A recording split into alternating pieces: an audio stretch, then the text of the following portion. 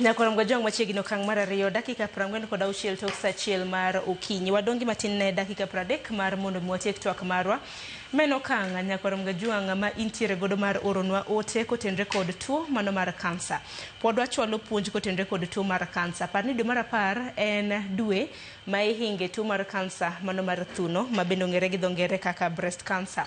Wagene thor wach theme mano ma higani mar World Breast Cancer Month. Iwacho ni every story is unique. Every journey matters. Akeni daktari alela karwaki okang' mar ariyo. Walo sani kotenre kod theme mano mar this year. Every story is unique. Every journey matters. Mano tiende ni you need to listen to the patient's voice. Nyaki winj nikech cancer en achiel but stoche wa opogore.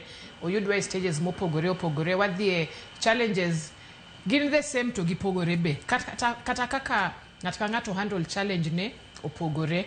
So I think part of healing in Ejomangenyen telling the story. And then kaka wamedo tell stories wamiyo create awareness, wamiyo jok makoro samoro bedo diagnosed kawuono. Ka samoro koro ng'at mo bedo diagnosed recently onena to owinjo ni I managed to na fight sani an kae. Mie hopes.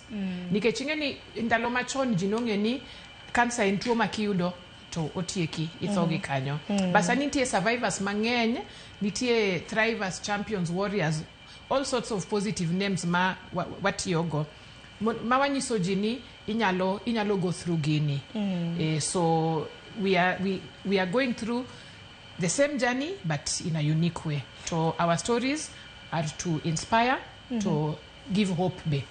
Nti janene marwa mapenjo ni nang'o meni daktari koseyango ng'ato ni en cancer free to bang' thuolo malach kata mana bang' thuolo